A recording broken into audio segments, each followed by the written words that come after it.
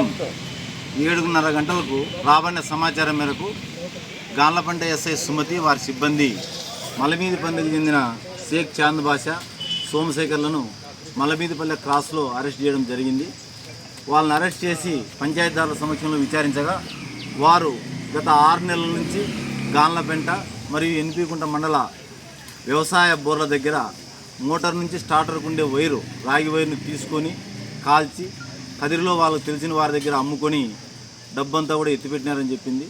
వారి కన్ఫెషన్ మేరకు అదే పెద్ద మనుషుల సమక్షంలో వారి ఇళ్ల వద్దకు పోగా చాంద్ బాష దగ్గర ₹1,00,000, సోమశేఖర్ దగ్గర ₹91,000 కూడా రికవర్ చేయడం జరిగింది.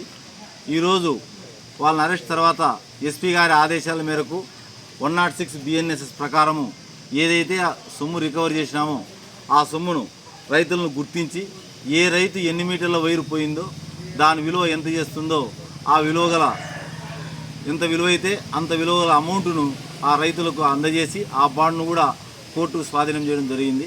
ఎవరైతే ఈ కేసు పత్తాలో చురుగ్గా ప్రవర్తించినారో ఎస్ఐ సుమతి వారి సిబ్బందిని ఎస్పీ గారు ప్రత్యేకంగా అభినందించారు.